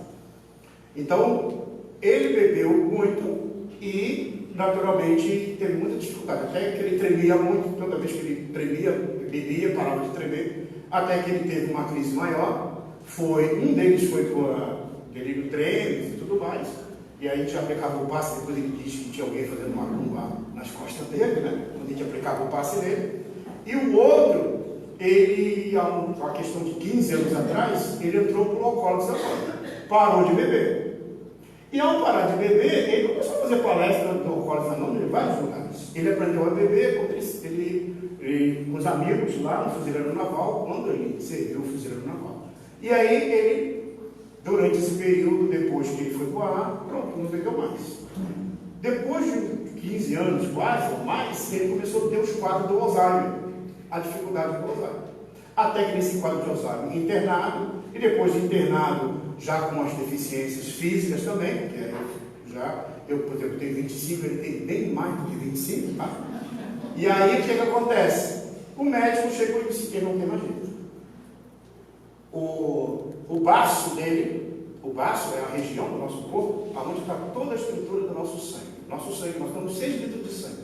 O sangue corre por todo o nosso corpo, tirando as impurezas, né, que fica a maior quantidade de sangue. E junto tem o fígado, que faz a filtragem do sangue. Ele diz, o baço dele já não funciona mais. E nem tampouco o fígado. Já não conseguia fazer mais essa filtragem. Então, a deficiência orgânica é ao desencarne. Então, veja, esse desencarne, naturalmente eu estou narrando o desencarne, não foi verificado nada de espiritual, mas com certeza tinha um componente espiritual para acontecer aquele fato. Então, veja, eu posso evitar tudo isso. Porque a bebida hoje é um quadro muito difícil quando a pessoa vai tomando as dosagens acreditando que vai resolver ou esquecer alguma coisa, quando na realidade ela está se tornando dependente. A bebida, o cigarro, as drogas e vai por aí fora. Tudo isso gera uma dependência e quebra o processo imunológico. O nosso perispírito, ele gera o processo imunológico no nosso corpo físico. Quando eu reencarno no corpo físico, existe todo o processo do meu perispírito que segura toda essa estrutura psíquica, passado, mantém lá. É como se fosse uma ponta do iceberg. Vem só a pontinha do consciente e o restante fica lá. Quando eu uso as drogas, quando eu uso o álcool, quando eu uso qualquer outra substância, eu vou quebrando esse processo imunológico. Começa a vir material da área inconsciente para a minha área consciente. E eu não consigo dar conta. Aí muitos obsessores aproveitam para aumentar as ilusões. Então, por exemplo, quem usa o drogadicto, ele, ao usar a droga, ele vai aumentando esse quadro. E quando na realidade ele começa a trazer material dele mesmo, de vidas anteriores, para a área consciente. Então precisa haver uma intervenção, não só evitar, mas também de conduta moral. A mudança comportamental tem que existir acompanhada dessa deficiência. E lógico, desde pequeno, eu sempre observava eles beberem e eu sempre optei para não beber. E quando eu percebi o quadro que aconteceu, né, com os dois, e um está encarnado ainda, eu falei, poxa, foi uma coisa boa. E eu dizia para eles, eu não preciso estar bêbado para ficar alegre. Né? Você pode ter alegria sem precisar usar o álcool. Mas eu tenho marcas no meu corpo físico, no meu fígado e na algumas estruturas que eu devo ter bebido um monte na vida passada. Principalmente vinho. Aí o que acontece? Hoje eu preciso agora recuperar fisiologicamente e moralmente toda essa situação. Por que eu digo isso? A minha mãe não bebia. E aí, num determinado momento, ela desencarnou também muito cedo, ela então teve um aneurisma, foi para o hospital, ficou apenas com um olho problemático, recebeu uma transfusão de sangue. Um ano depois, ela teve cirrose hepática. Toda a característica de quem bebeu a vida inteira. Mas estava no processo dela ter uma característica, uma doença que caracterizasse isso. Foi do sangue que ela recebeu no hospital muito conhecido lá no Rio de Janeiro, mas isso veio apresentar depois, aquela barriga d'água, e foi ali tirar a água onde estava até que ela desencanou, foi para o hospital. Então vejo que esses quadros, agora eu vou contar uma outra história para ficar um pouquinho mais calmo em relação à bebida, senão o pessoal vai ficar meio baixo astral. Teve um homem que chegava em casa bêbado todo dia, porque o anjo de guarda, a gente diz que o anjo de guarda às vezes não faz o que a gente quer, né? A gente acha que o anjo de guarda tem que ser o nosso capataz, né? E aí ele chegava bêbado em casa todo dia. E o vizinho virava para a esposa dele, sabe por que o teu marido chega bêbado em casa todo dia? Porque o anjo de guarda dele é fraco. Se fosse um anjo de guarda forte, ele não chegava bêbado em casa. E todo dia o homem chegava bêbado em casa, todo dia. Até que um belo dia o vizinho virou para ela e falou assim, olha, vou dizer uma coisa para você. Se por acaso eu morresse aqui, a primeira coisa que eu ia fazer lá do outro lado é falar que você é anjo de guarda. Como é que deixa esse homem chegar bêbado em casa todo dia? E aí passou o tempo, e não é que o vizinho partiu dessa para outra. Quando chegou no plano espiritual, chegou meio atrapalhado, esse pessoal que fala muito aqui na Terra, chega meio atrapalhado do outro lado. Chegou meio atrapalhado lá, e com aquela ideia fixa de achar o anjo de guarda. E aí o anjo de guarda é sempre o espírito superior, calmo, sereno, tranquilo. Por exemplo, se fosse um anjo de guarda fazer a palestra aqui, um bom espírito, ele já tinha feito a palestra em meia hora e já tinha terminado. Mas como é espírito da terceira hora, vai ficar falando toda vez. E aí ele viu que o homem queria, buscando ele psicicamente, foi falar com ele. E ele, tu é o anjo de guarda daquele meu vizinho? Sou, sim. Tá aí, por que o senhor deixa ele chegar bêbado em casa? Não, é que assim, ele tem alguns problemas emocionais de outras vidas, que ele ainda não conseguiu superar.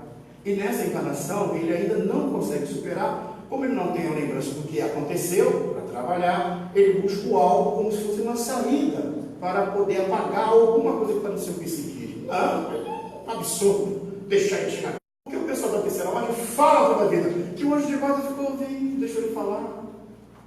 E aí o anjo de guarda, depois no final, para poder entender, ele disse assim, então tá, vamos fazer o seguinte, tu vai cuidar dele durante uma semana. E depois de uma semana, a gente volta a conversar, combinado? Combinado, deixa comigo. Não sei se ele era do Rio de Janeiro ou era de Santa Catarina. Deixa comigo. E aí ficou cuidando do homem. Naquela semana que ele cuidou, uma semana só, o homem foi atropelado 2 vezes. Morreu dormiu fora de casa mais 3. E pior, o dia que ele ficou preso na cerca ainda. Aí quando terminou a semana, o anjo de guarda virou para ele e falou assim, meu amigo, como é que foi? O homem é difícil. O homem é difícil. Aí deu toda a desculpa que podia dar, falou tudo. E o anjo de guarda dele falou, eu tenho cuidado dele já algumas reencarnações. Porque o anjo de guarda, gente, nosso, ele está nos acompanhando muitas reencarnações. E ele falou, muitas reencarnações. Mas só que tem um detalhe, ele chega bêbado em casa todo dia, mas nunca foi atropelado. Nunca dormiu fora de casa. E muito menos ficar preso em cima. Então veja, o anjo de guarda, a gente vai fazer aquilo que nós precisamos. Agora, só que tem um detalhe, nós temos que fazer a nossa parte. Se nós não fizermos não fazer a nossa parte, com certeza, né, vamos ter dificuldade. Isso é só para descontrair um pouquinho, mas o anjo de guarda sempre é nosso, né, amigo para qualquer momento. Podemos parar. Tem gente que fala assim, Sidney, então quer dizer que o anjo de guarda tem um horário que ele aparece. Porque a gente lê no livro sobre o anjo, né? Aí tem gente que fala assim, não, o meu anjo de guarda vem às 3 da manhã. Ele fica acordado às 3 da manhã para poder encontrar o anjo de guarda. Quando você estuda a doutrina espírita, diz Santo Agostinho, dê o nome que quiser ao anjo de guarda. Se você acha que é São Benedito, dê, não tem problema. Os espíritos superiores estão preocupados com o nome. Peça. E nós estaremos ajudando, mesmo a anos-luz de distância, vamos te ajudar. Não importa o horário, se é de manhã, de tarde, de noite, só depende de quê? Da ligação nossa psíquica. Veja que é uma atitude nossa, ok? Sobre a obsessão na área anímica, mais um detalhe. Alguém sente alguma coisa assim, semelhante a essas que eu apresentei? Nenhuma? Então tá. Então vamos agora entrar na obsessão, né, de efeitos inteligentes da natureza espiritica. Agora há a intervenção de uma outra inteligência nesse processo, tá? A simbiose em graus diversos, parasitose mental, infecções fluídicas, fixação mental, patologia do perispírito, parasitas ovoides, deformação, vampirismo e um grupo, né, de sintonia da hipnose, que vai ter aí a fascinação telepática, dominação, a obsessão oculta, que muitas vezes a gente não percebe o que está acontecendo, a obsessão durante o sono físico e a obsessão coletiva, ok? Então esse quadro aqui são quadros de várias histórias, né, que André Luiz narra em sua obra. Nós temos aí, em primeiro lugar, então, a simbiose mentais. Então, a alma amedrontada diante da morte, vale-se da receptividade dos que lhe choram e choram a perda, e demora-se colocada aos que mais amam. Está lá, né, depois eu vou lembrar a sigla que eu botei. Pode servir, evolução em 2 mundos. Evolução em 2 mundos. Pode servir de proteção contra o assalto de espíritos ainda mais deprimentes. Então, muitas das vezes, alguém desencarna e a gente continua ligado a ele. Então, muitas das vezes, a presença do espírito. Vamos supor que alguém, no livro Dramas de Obsessão, tem um caso que narrado por Ivone Pereira, de uma família onde um dos indivíduos cometeu suicídio. Como os obsessores tinham a intenção de fazer com que toda aquela família desencarnasse, porque eles, ali reencarnados, foram identificados que no passado, lá em Portugal, na época da Inquisição, eles foram ligados à igreja, foram padres, foram ligados à igreja. Agora, reencarnados numa família comum, os obsessores que foram, de uma certa forma, receberam a violência deles no passado, cerca de 400 anos atrás, o identificaram. E aí começou, qual era o objetivo dos obsessores? Daqueles que foram vítimas deles no passado? Era fazer que todos desencarnassem com o processo do suicídio. Aquele situação de arrependimento, desequilíbrio, e é muito mais volátil, comportamentalmente falando, de ser influenciado por outros espíritos. Por isso que o ato do suicídio nunca é uma saída, porque em vez de ele livrar-se da dor, do sofrimento ou da problemática, ele vai encontrar mais problemas. E ao fazer um desencarnar, ele permaneceu, o espírito que tinha cometido o ato do suicídio, permaneceu dentro de casa. Com a presença dele, estimulava psiquicamente a presença, levando outros a pensar em hipótese também. E um segundo também comete o suicídio e permanece ali dentro. Então, quando a pessoa, uma pessoa vai à casa espírita, doutor Bezerra de Menezes, narra, Ivone Pereira, quer auxiliar esta família, quando ele chega na casa, ele percebe que os obsessores cuidavam da porta, da entrada da casa, para que não tirasse os espíritos que já estavam desencarnados dentro da própria família. Porque a presença deles geraria essa percepção dos encarnados para tomar aquele suicídio. Eu sei que na obsessão, depois a Ivone Pereira narra que houve uma solução, buscou-se alguém da família desses obsessores, que era muito querida, mas que estavam já num patamar evolutivo, para poder convencê-los, e depois começa o tratamento. Mas só para vocês entenderem que muitas vezes essa simbiose mental acontece com aquele que partiu. Uma mãe, um pai, alguém que foi para o plano espiritual. E aí precisamos ter cuidado. Se tinha algum quadro psíquico de doença, nós devemos sempre procurar elevar o pensamento.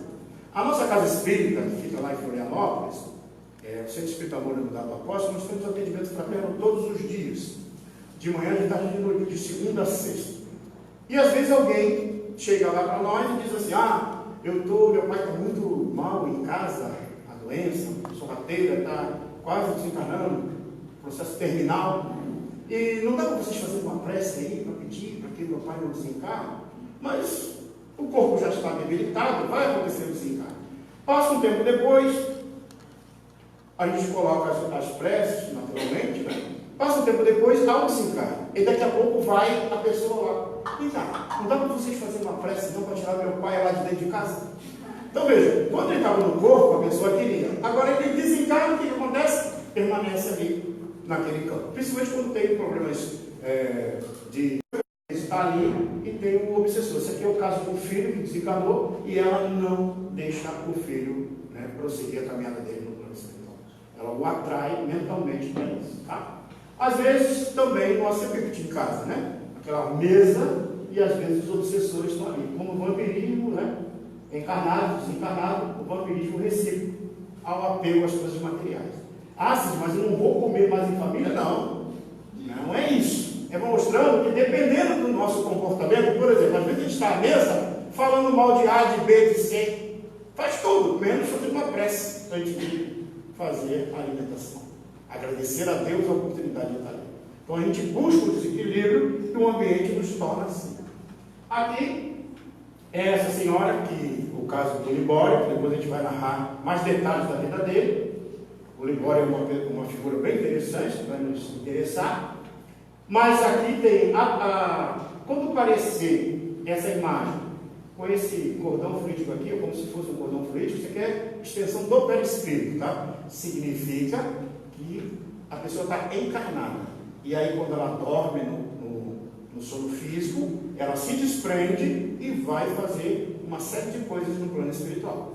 Nesse caso aqui, essa senhora, ela foi pedir ajuda porque ela sentia a presença de um espírito que atrapalhava fluídica com ele. Quando ela dorme, ele foi ajudado e se afastou dela. E aí, quando ela dorme, ela sai à noite procurando ele. Então, na realidade, ela não queria ficar livre. Ela só falava da boca, né, que queria.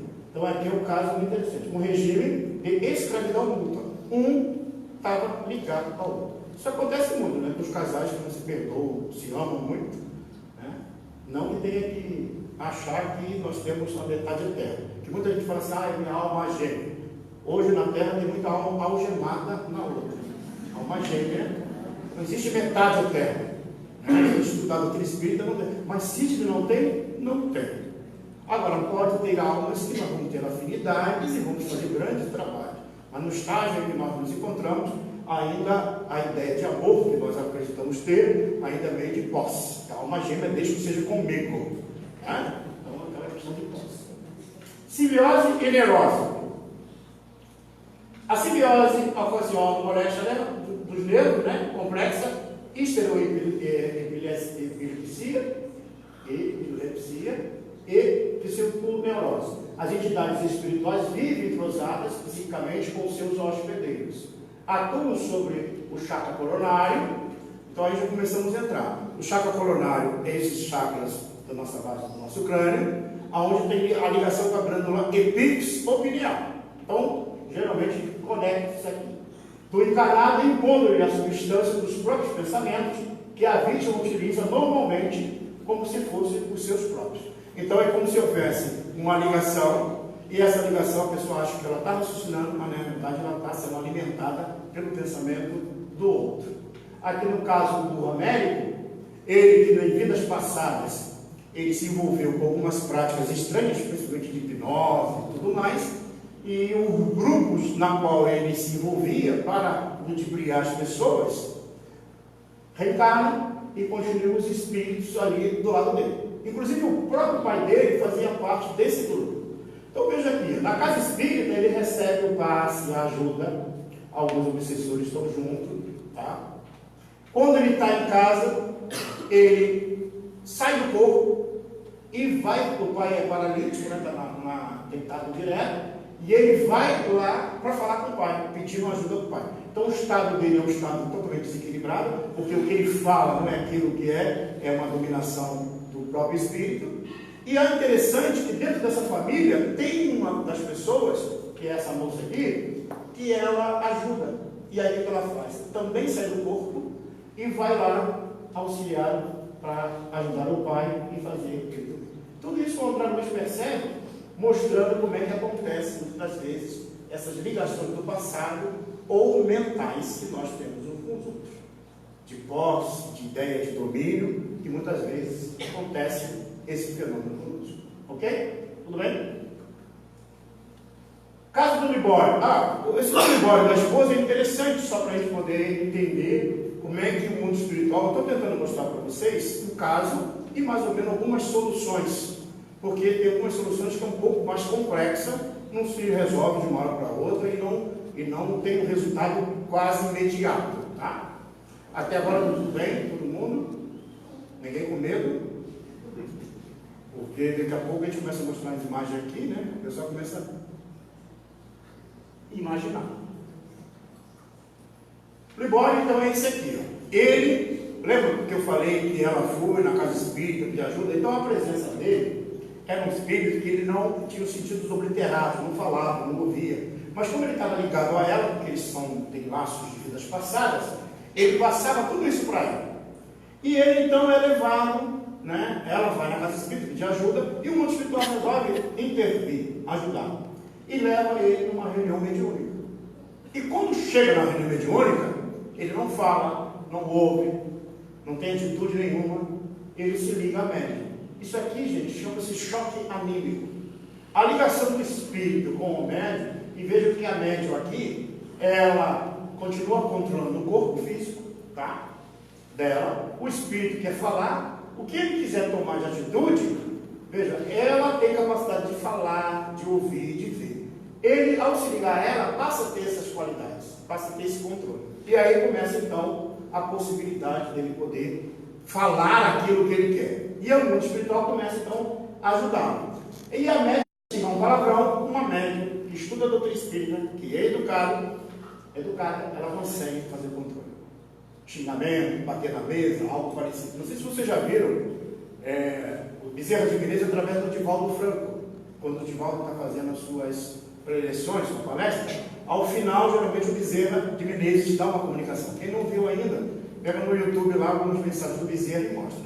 O que acontece? Vocês veem lá, por exemplo, Divaldo fazendo sunga-funga, se sacudindo todo, quando o espírito chega? Já viram isso? Não. Então veja, o Divaldo está falando, fazendo a palestra, e num dado momento, Bezerra, que já está inspirando ele naquilo que ele está falando, se aproxima, espírito Divaldo se afasta, Bezerra assume o corpo temporariamente e continua no mesmo diapasão da fala, aquilo que ele estava falando antes, e passa uma mensagem. Depois, o espírito Bezerra se afasta, espírito Divaldo assume o corpo dele e pronto. Sem estertor, sem barulho, sem funga-funga, sem nada. O pessoal que já foi no funga-funga sabe o que eu estou falando. Então não precisa. Isso é a mediunidade que o Espiritismo orienta. É a mediunidade que tem controle. Então os espíritos que chegam numa reunião mediúnica, para essa terapêutica, eles são contidos pela vibração do próprio médium. Porque o médium tem essas características. E é contido pelas vibrações dos participantes da reunião. Por isso que uma reunião mediúnica não pode participar qualquer pessoa. Então tem que ter conhecimento de causa da doutrina espírita. E aqui o doutrinador, ou seja, aquele dialogador, aquela pessoa que conversa com o espírito, veja que aqui está buscando um tratamento para aquela senhora que chegou no atendimento fraterno da casa espírita, apresentou uma característica, o mundo espiritual fez uma análise, verificou que era um caso complexo de obsessão que precisava ajudar. E ao levar o espírito para a reunião mediúnica, está tratando o encarnado e também o desencarnado. E nesse caso aqui, o doutrinador, orientado pelo mentor espiritual, ele fala ao coração do espírito, fala com amor, com conhecimento, fala com calma, para que ele pudesse entender. E os outros médios aqui, ó, todos eles em concentração, para que essa pessoa seja atendida. Isso é uma das terapêuticas da casa espírita, que acontece com um grupo de médios que tem uma reunião específica para isso. Não é uma reunião pública, é uma reunião específica para essa situação. Veja, nesse atendimento, o mundo espiritual resolve fazer uma ampliação desse atendimento. Precisaria conscientizar esse espírito, tá? E aí ele cria aqui, ó, o condensador ectoplasmático. Esse condensador ectoplasmático, ele justamente vai visualizar uma vida anterior dele. Então o espírito começa a ver a vida anterior, aonde ele começou a cair moralmente. Há uma necessidade de ele perceber. E ele vai lá, percebe uma vida anterior, onde ele com a mãezinha dele doente, ela pede para ele ajudá-lo, ele sai e volta 3 dias depois, a mãe quase desencarna, mostrando como é que moralmente ele foi caindo quando ele não prestava assistência à mãe, outros comportamentos que ele teve. E aí ele começa a se conscientizar do erro. Precisava liberá-lo daquilo ali. E aí depois ele é levado nesse plano espiritual para ser cuidado, né? Um tratamento espiritual. Bom, tu lembra que aquela que teve lá no centro antes, pedindo para se livrar do espírito. Quando ele vê que o espírito não está junto dela, o que ela fez? Saiu do corpo físico e foi atrás dele. E descobre ele lá no hospital. Quando chega lá, ela olha, tem outra mulher lá. Imagina, né? Ela foi esposa dele na vida passada, como mulher quando vê outra, já ficou com ciúme, né? Aí já olhou e já ficou. Só que essa aqui, sabe quem é? É o médium lá da casa espírita que deu a passividade para que ele pudesse falar. Vejam, ela está preocupada com o atendimento. Por isso que na casa espírita a visão do atendimento não é demônio. São irmãos nossos que estão equivocados, que precisam ser auxiliados. Nesse processo, a médium foi lá. E ela, com ciúme, né? Veja que todas as coisas estão ligadas ao corpo, à noite. Com ciúme, o que ela faz? Ela fica com raiva, volta para o corpo correndo. Aí diz o André Luiz, agora sim, diz o mentor espiritual, agora sim, o tratamento vai poder ser mais intensivo para ele. Porque agora ela vai se desligar dele. Ela é uma simbiose psíquica dos dois. Ela encarnada e ele desencarnado. Por mais que tire, afaste o obsessor, mas ela não tinha percebido que ela deveria mudar o quadro. Perguntas? Parasitose mental ou vampirismo espiritual? Esse é um quadro muito difícil também. No vampirismo espiritual, os desencarnados sugam a vitalidade dos encarnados, podendo determinar nos hospedeiros doenças variadas e até mesmo a morte prematura, justapondo-se a aura das criaturas que lhes oferecem passividade, criam doenças fantasmas e doenças reais. Então tem muitos quadros das doenças psicossomáticas que geralmente nós criamos devido ao nosso estado mental, mas também podem acontecer pela influência de algum espírito, tá? Toda forma de vampirismo está vinculada à mente deficitária, ociosa ou inerte, que se rende a sugestões inferiores que o exploram ser defensivo. É natural que quando a gente fala em vampirismo, a gente já imagina, né, o Drácula, o lobisomem, ou algo parecido, né? Que a nossa mente já vai lá. Na realidade, quando se fala em vampiro, é aquele tipo de espírito que se liga ao outro e suga as energias dele. Tenta sugar a energia dele. Por exemplo, nesse caso aqui, ó, que a imagem não está muito boa, é da Zumira. Ela, em vida passada, ela teve muitas problemáticas. Essa aqui é a mãe das crianças. Das crianças que ela agora casa com um homem que é viúvo. E a esposa dele continua no lar. Só que ela não admite a presença da outra, que chegou no lar, para cuidar dos filhos dela. Porque ela já tinha uma ligação no passado, lá no período da Guerra do Paraguai.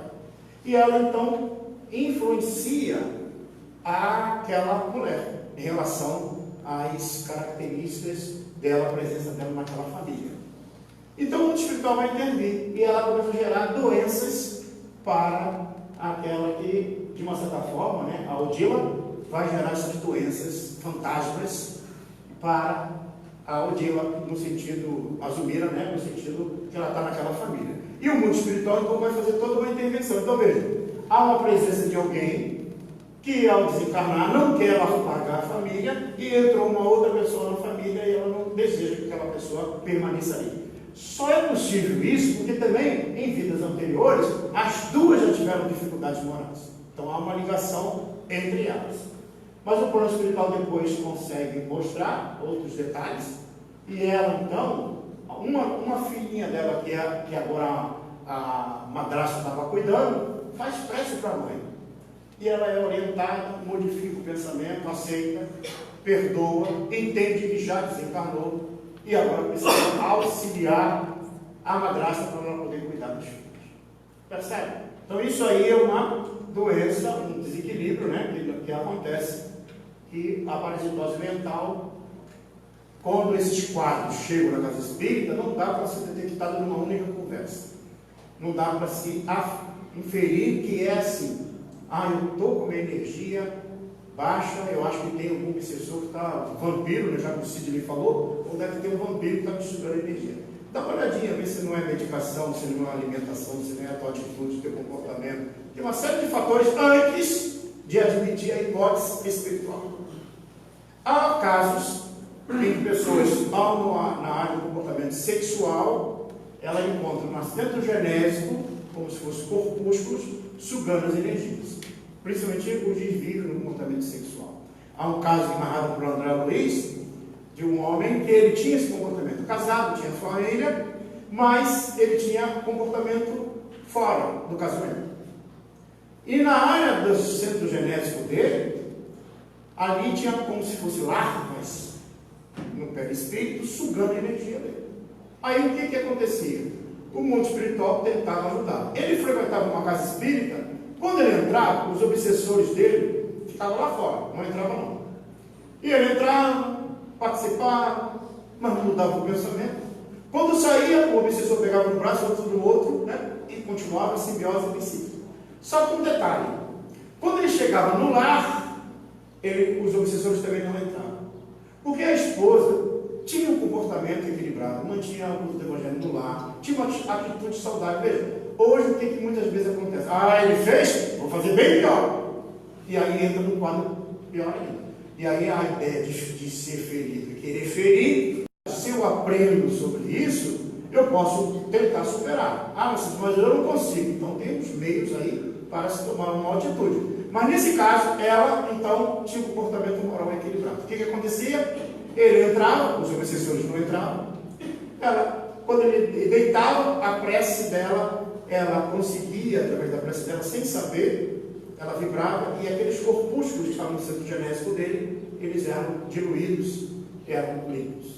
Veja, dentro do próprio lar, a atitude moral equilibrada da esposa e dos filhos. Então, veja que muitas das vezes pode ser o contrário, né? Tanto o homem quanto a mulher. Ou seja, quando a família é equilibrada, a gente consegue fazer essa proteção no próprio lar. Então, na Zumira aqui, é o caso que acontece para evitar a modificação. Aqui, no caso, ela mudou a situação que ela existia. Infecções fluídicas. Aqui, vai todo mundo agora sair, quando sair, vai ficar preocupado com a rua, né? Formas mentais monstruosas introduzidas pelos desencarnados movidos por vingança. Podem absorver como mosquitos e ácaros as emanações dos encarnados que se lhe afinam. Segregam produtos dentro do quimismo próprio, derramando-os sobre os pontos vulneráveis de suas vítimas, alterando o psiquismo. Isso acontece às vezes numa via pública, e aí você encontra muitos vacilos que são identificados, mas também tem esses desequilíbrios. Tá? Então é como se houvesse um componente matéria mental inferior na própria cidade. Então, dependendo da característica comportamental daquele grupo, acontecem esses fenômenos aqui, de ter muito desses processos, e os indivíduos daquela região, daquele local, são geralmente alimentados psiquicamente pelo desequilíbrio dos próprios encarnados. Ou seja, nós mesmos produzimos essa massa de pensamentos desequilibrados. E aí gera os miasmas psíquicos. As larvas mentais dos encarnados. Então são um número de larvas. E também elas se apresentam nas casas ou sobre a cidade. E muitas das vezes as doenças incuráveis que começam a se multiplicar na sociedade, logicamente tem as questões da higiene, tem as questões que nós devemos ter cuidado, mas existe também a mudança mental que precisa ser equilibrada. Se vocês pegarem o livro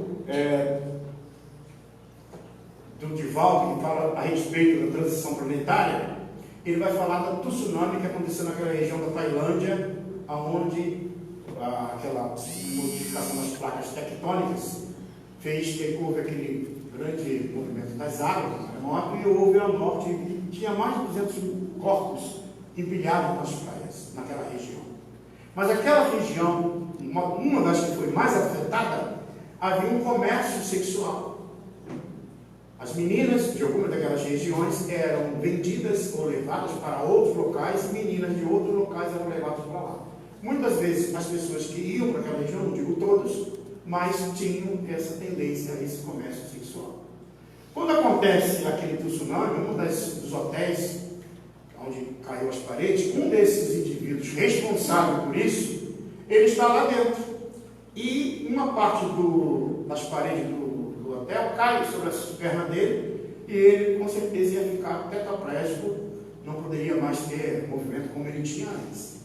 Mas junto, quando acontece aquele fenômeno, uma massa de alma, de espíritos, principalmente de pais, que as suas filhas tinham sido lesadas por ele, já que se encontravam no plano espiritual, estavam ao lado dele, esperando que ele desencarnasse. Qual o objetivo? Fazer que ele, de uma certa forma, sofresse aquilo que ele fez sofrer em diversas famílias. E o mundo espiritual intervém, porque entende que a permanência dele no corpo, mesmo tendo deficiência, vai fazer que ele repense as atitudes dele. E aí é auxiliado de uma forma geral. Então você vê, aí vocês não conseguem, mas a placa tectônica é algo material, geológico, que a ciência explica, mas essa movimentação ela poderia ser, talvez, reduzida, evitada, de acordo com os habitantes, como nós.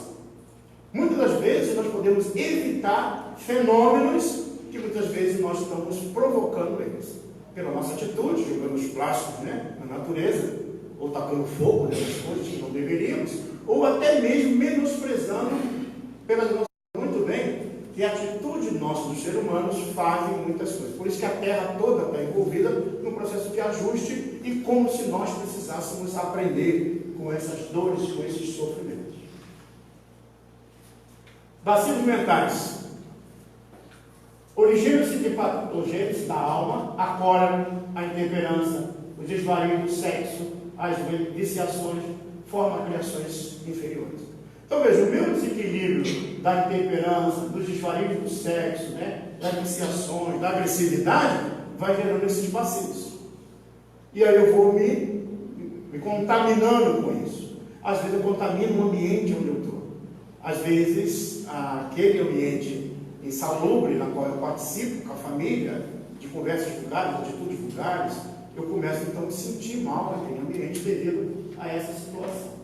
Portadores de vigoroso magnetismo animal, bastará o desencarnado agarrar-se aos companheiros de ignorância, ainda encarnado, e sugar da substância vital.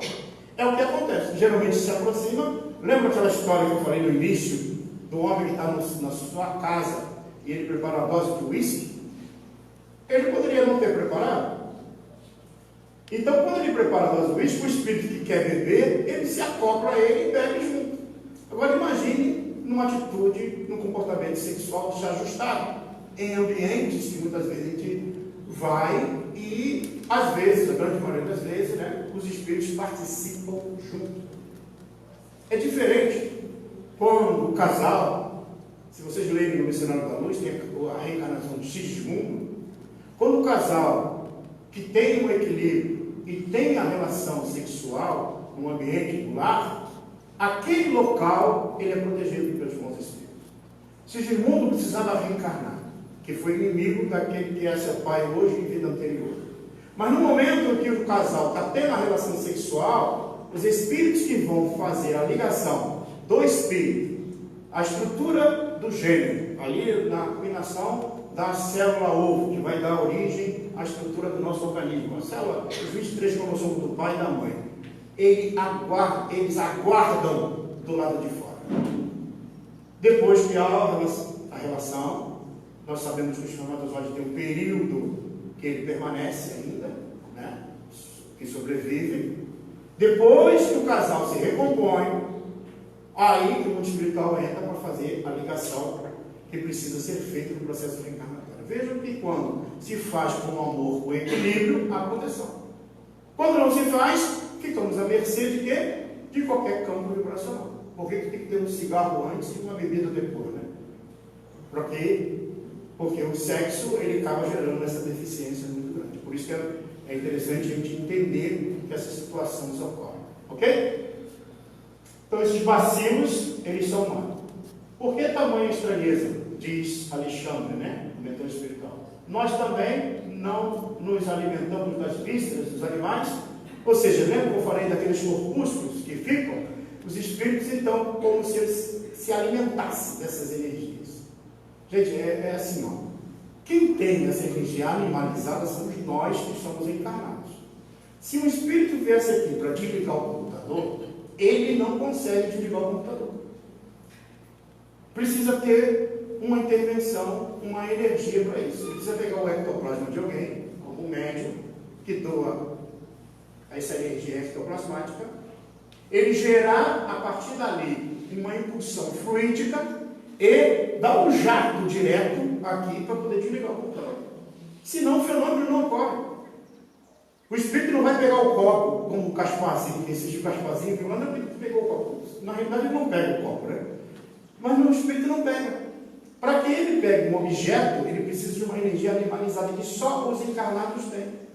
Então veja, muitas vezes algum processo mental, fluídico, de influenciação, precisa que alguém doe energia. Tem um caso no Livro dos Médiuns de um espírito que ele, quando vivia naquela comunidade, naquela vila, ele era, de uma certa forma, achincalhado pelas pessoas. Aquelas pessoas que têm, às vezes, um comportamento um pouco diferente na sociedade, e as pessoas ficam fazendo, né, bullying com eles, fazendo situações difíceis.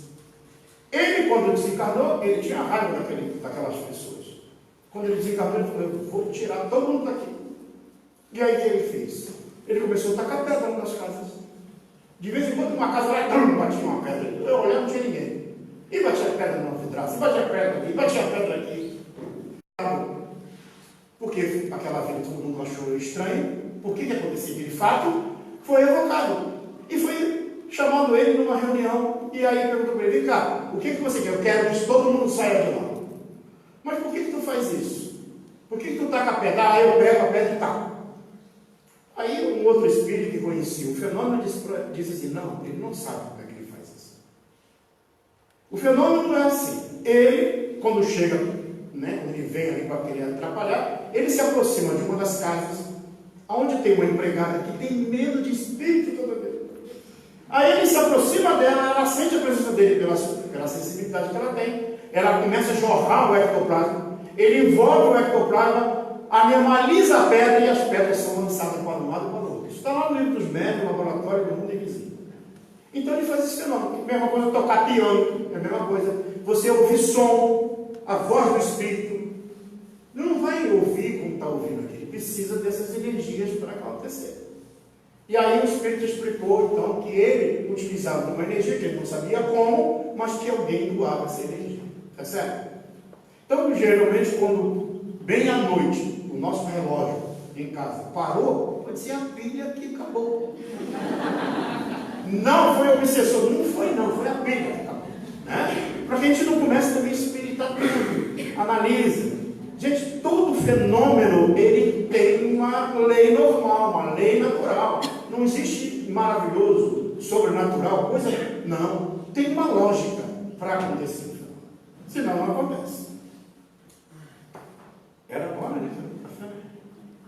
Então não vai ter café. Oh, calma. Já senti os raios específicos.